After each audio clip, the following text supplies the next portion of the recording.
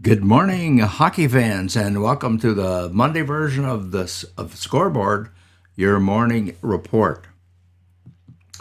Yes, we're heading into Week 7, and we're pretty excited about the results that we have to share with you today, so let's get right at it. Transactions in the NHL.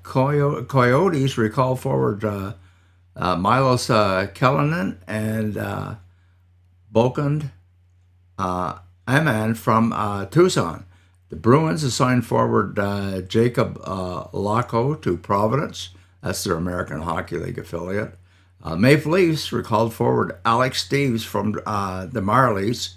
Alex has been up and down and in and out. And Vancouver Canucks signed forward Philip Di Giuseppe to a 2-year contract extension.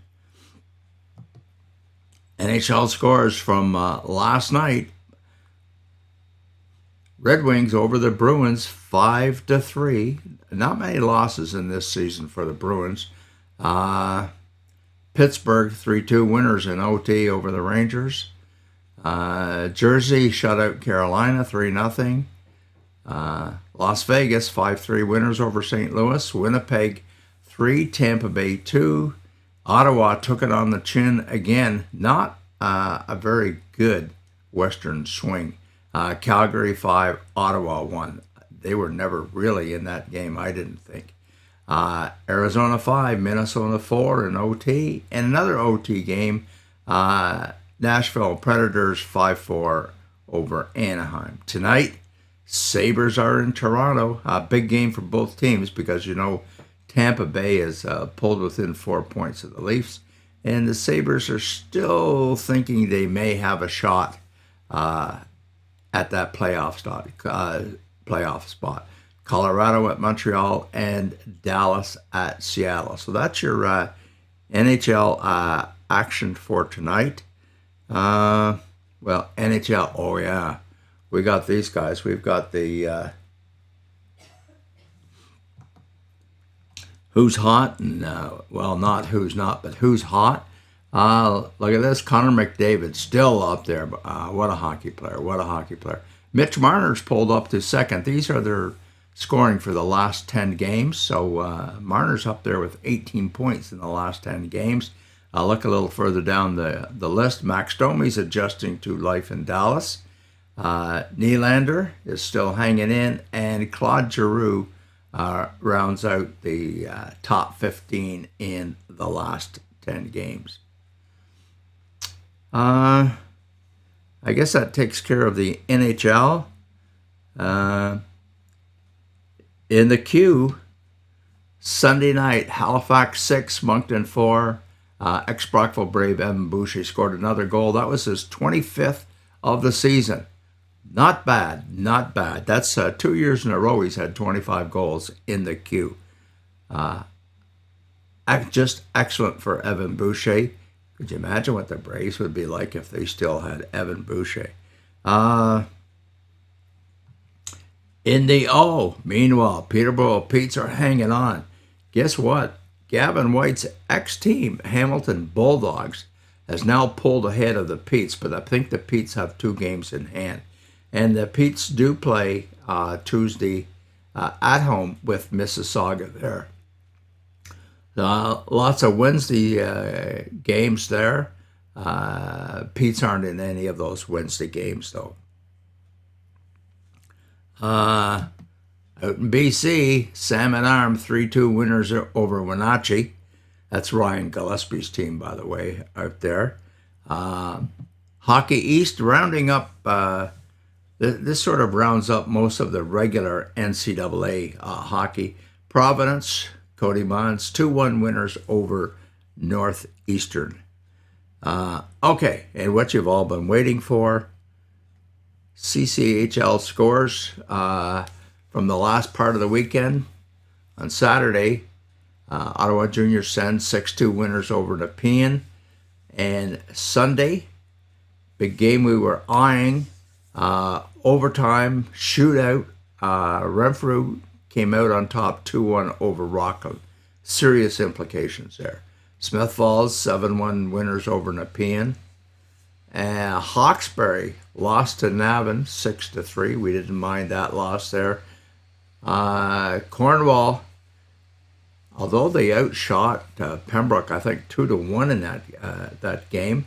Dax Easter between the pipes, by the way, back between the pipes for Cornwall Colts. 4-3 winners in a shootout over Pembroke.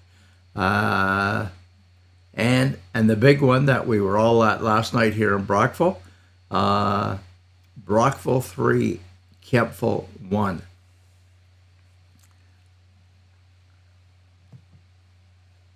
Here's the guy that did the damage. My write-up's going to say it was close, but Brockville won by a couple of yards. Well, yeah, Aiden Yard did score a couple of goals for the Braves. So that was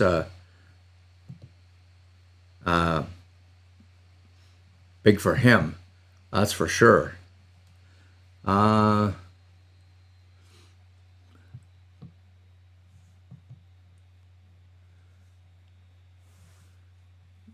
Trying to decide here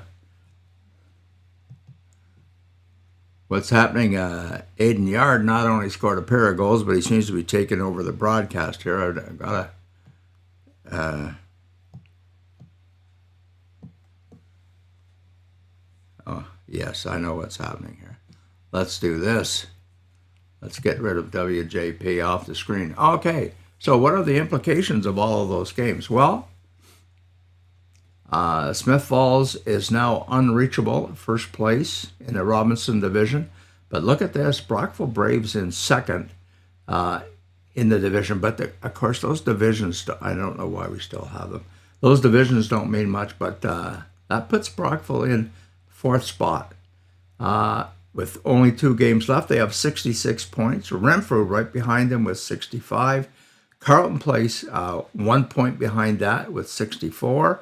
And we look down in the Iserman division, the fourth member of that quad vying for spots 4, 5, 6, and 7, Hawkesbury Hawks, sitting with 61. Hawkesbury, Carleton Place, and Renfrew have 3 games to play. Brockville only has 2. So anybody could end up anywhere, but nobody's going to catch the Smith Falls Bears.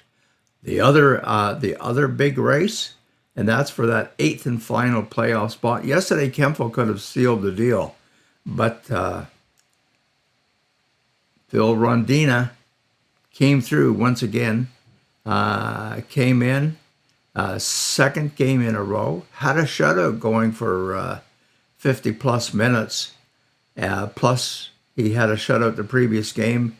And Sammy the Hat Malu had a shutout the game before that. So we had gone 8.5 periods of shutout hockey before that screenshot by Nathan Barrett allowed Kempville on the score sheet.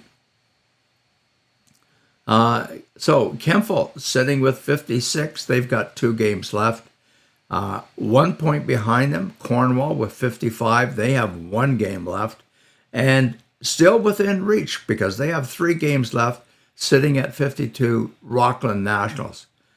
Boy, nothing's going to be settled here probably until next Sunday night. So nobody can make any long-range plans. No teams can plan. No referees can be assigned. And all kinds of permutations and combinations going to be happening here. So that's it for Monday morning. You're now up to date on all the things hockey-wise. Thanks very much for watching, and we'll be back tomorrow.